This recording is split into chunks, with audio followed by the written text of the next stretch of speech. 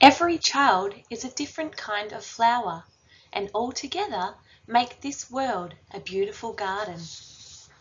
Welcome to my EDE 4103 presentation. This seminar will outline my philosophy of teaching and learning. I will present a metaphor that encapsulates my beliefs about how children engage in the learning process at school. I will link theories that support my philosophy, then present what my philosophy looks like in practice. Before creating this seminar, I completed a survey entitled Philosophy of Education Inventory, as shown here.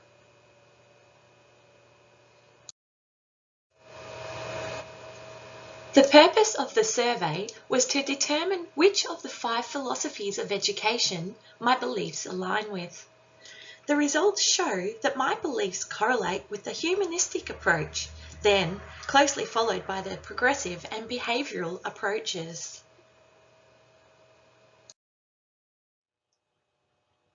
I also developed a mind map in order to reveal who I am as a teacher and my image of the child.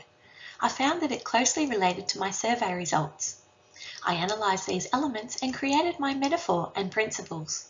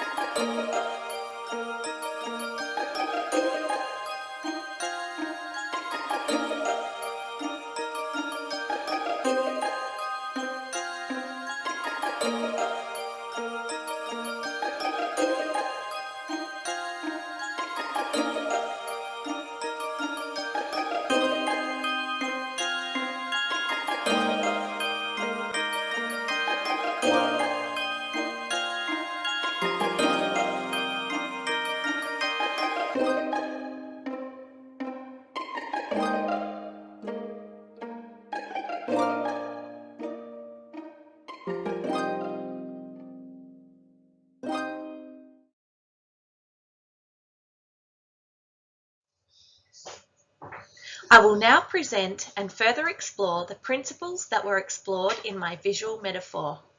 The first principle, which reflects my personal philosophy, is that children learn best in an environment where they feel safe, supported, and valued. I believe that a child's learning environment significantly influences how they engage and their level of engagement. A successful early childhood environment meets the child's basic needs and supports and encourages children to engage in activities that implement the program's curriculum. Further, the environment is designed to enable staff to facilitate the optimum learning for their children. Finally, the environment makes parents and guardians feel welcome, involved, and empowered.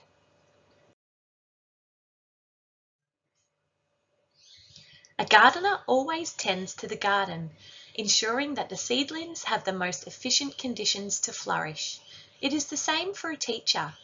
The teacher needs to ensure the environment is supportive in order for students to flourish. Plants need sun and nourishment to grow. Students need the right learning environment to grow. It takes a variety of plants to create a garden. Before anything can be planted, a gardener spends time preparing, because the foundation of a garden is crucial. Research about the growing season, weather patterns, energy assets, and soil is required. After deciding what to grow, a gardener must plan accordingly and learn about the characteristics of each plant. Some grow tall, others close to the ground, while some omit fragrance. Just like a teacher preparing for the school year, it is best to know what each student needs in order to create the most effective learning environment.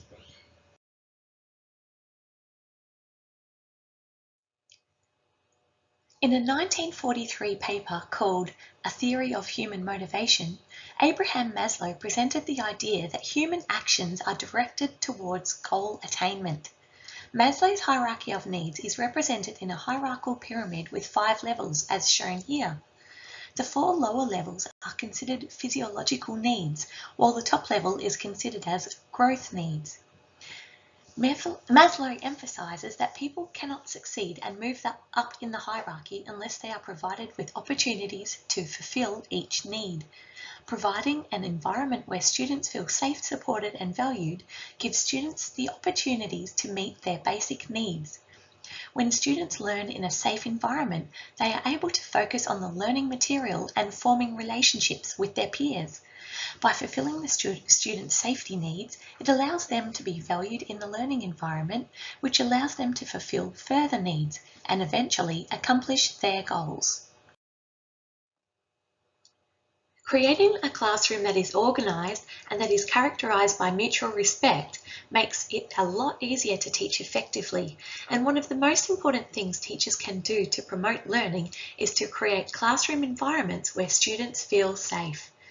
If you're using interactive approaches such as small groups and cooperative learning, it is especially important to create a classroom where students feel safe asking questions and contributing to discussions. Students need to feel safe in order to learn. They need to feel secure in order to want to participate. There are a number of things teachers can do to set up classrooms that feel safe and well organised, as shown in these dot points. The second principle, which reflects my personal philosophy, is that children learn more when their individual learning styles, abilities, and levels of development are catered for. Teachers should take time to determine the different learning styles of their students and then adjust their curriculum to address these styles. The most important element when catering to diverse learning styles is remembering to teach to the student and not just the subject. Once teachers are familiar with these learning styles, classroom activities and study habits can be adjusted to accommodate the styles of any group of students.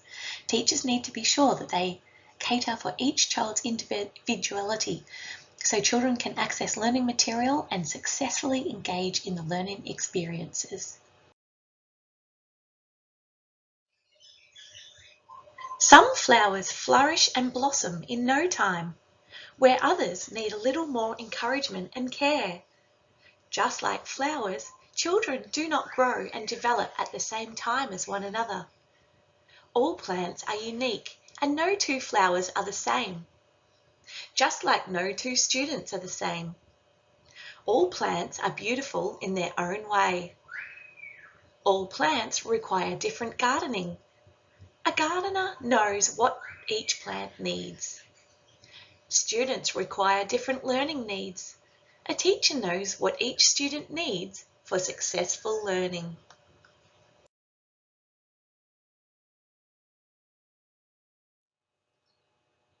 My belief that children learn more when their individual learning styles, abilities, and levels of development are catered for is supported by Gardner's multiple intelligences theory.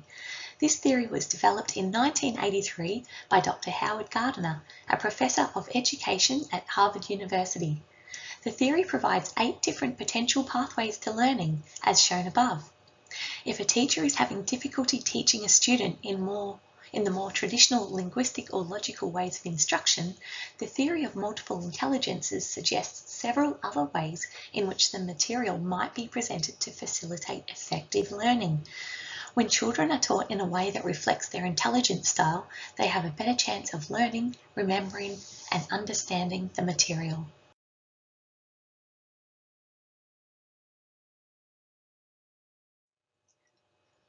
One of our primary goals at the beginning of the school year is to get to know our students. The better we know our students and the more they know we know them, the more invested they become in school. When we create strong connections with our students, we create a learning environment where risk-taking and collaborative learning can take place. Finally, the better we know our students, the better we can help craft learning experiences that match who they are. Knowing our students is fundamental to real differentiation. Specific learning styles vary from one child to another and are broadly split into 3 categories: visual, auditory, and kinesthetic, each requiring a different teaching approach. There are a number of ways we can work to accommodate a child's natural learning style, and, in turn, serve to make learning more accessible to children, as shown above. The third principle, which reflects my personal philosophy, is that children learn through authentic experiences. An old-fashioned view of teaching, as shown on the left, displays a teacher standing at a blackboard relaying information, while the students are most probably sitting at their desks taking notes. Students within those types of classrooms may be memorizing content, but not actually understanding the concepts or ideas. Assessment has long been defined as the process of observing, recording, and documenting what, how, and when children demonstrate skills and concepts. When teachers are observing children to learn more about their development, the best context is somewhere familiar and authentic, such as the children's classroom within their daily routine. Authentic assessment allows teachers to capture what developmental checklists, rubrics, and some assessments do not: the children's thinking and learning processes.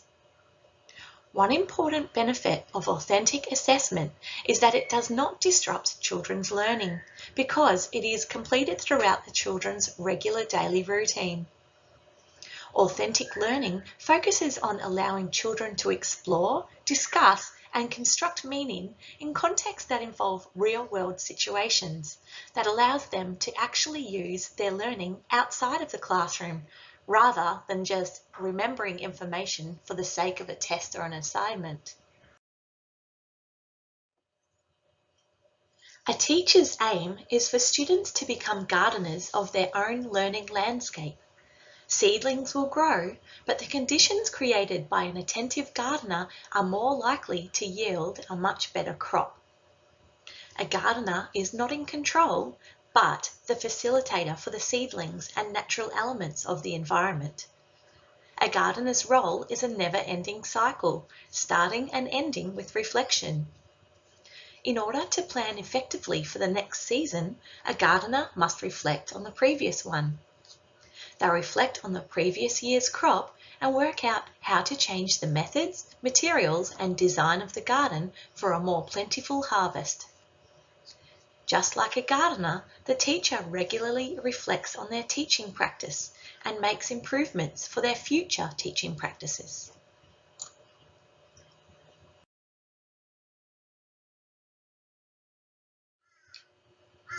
John Dewey originally wrote about the benefits of experiential education in 1938, explaining, "There is an intimate and necessary relation between the processes of actual experience and education." Experiential education is an instructional approach based on the idea that ideal learning occurs through experience. Learning tasks require the student to actively participate in hands-on opportunities and must connect content to the student's life. It was contended that learning from direct experience can be more effective if coupled with reflection, that is, the intentional attempt to synthesize, abstract, and articulate the key lessons taught by experience. Reflecting on what has been learnt makes the experience more productive. Dewey believed that authentic learning not only improves the quality of the curriculum learning, but the students also gain the ability to transfer their knowledge to real-world situations.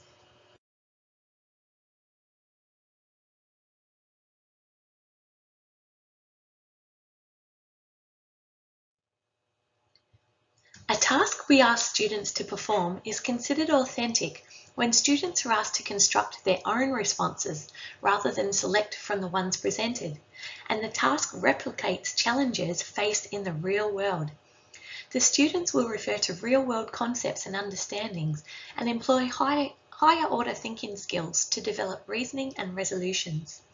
For example, when teachers participate in and facilitate children's play, they ask open-ended questions related to what the child is currently doing.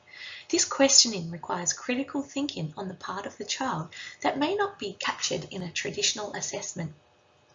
Children demonstrate learning at this stage of their development by experimenting with manipulatives and other hands-on materials in a very concrete manner.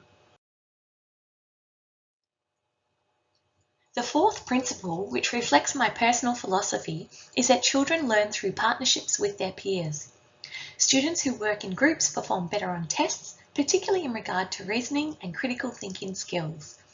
Having students work with each other is an effective methodology because it forces students to be active learners and to talk through the course concepts in their own words. The main benefits of peer teaching are displayed here. Research also indicates that peer learning activities typically yield the following results for both tutor and tutee: team building spirit and more supportive relationships, greater psychological well-being, social competence, communication skills and self-esteem, and higher achievement and greater productivity in terms of enhanced learning outcomes. A plant can get supported in many ways by the gardener, by other plants, or with additional support. Just like a student's learning can be scaffolded in many ways with additional support from their peers. A gardener accommodates for each individual plant in the ecosystem in which it resides to harvest the finest produce. It is helpful to know which plants benefit one another and should be planted in close proximity of one another. Take a look at this image, for example. The basil can be planted in between tomato plants because the smell of the basil deters many of the insects that can plague tomatoes. If well researched, the gardener can use the plants themselves to enhance each other's growth and the health and sustainability of the entire system. Compare this to a classroom setting, and by careful placement of students matched with suitable peers, the whole class will benefit.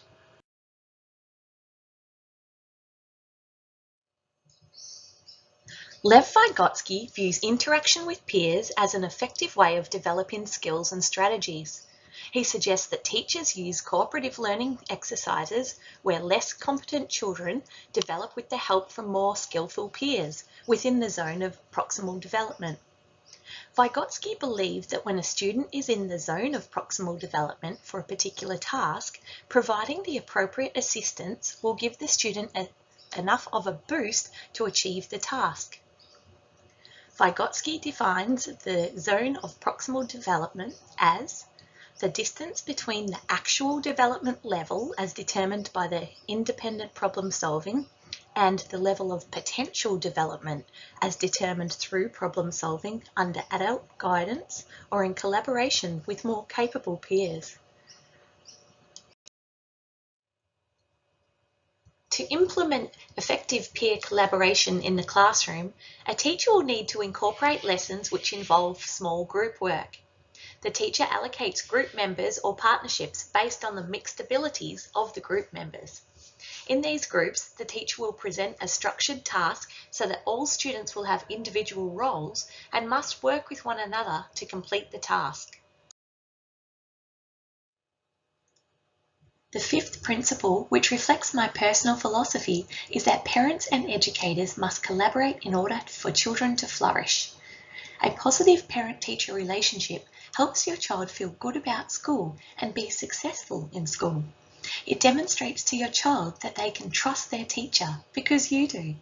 This positive relationship makes a child feel like the important people in their life are working together. Communication on both sides is extremely important. The parents need information about what and how their child is learning, and the teacher needs important feedback from the parent about the child's academic and social development. Each learner, just like each plant, requires different elements to nurture growth. An educator must work with and effectively utilise the other elements in the environment, such as parents' knowledge of their child. All mature plants, and often the fruit itself, produce seeds that make up the next generation. Parents and educators need to continuously work together for children to grow. Although a gardener can help the plants to grow, other environmental elements and the plants themselves play an important role in the continuation of the cycle of life.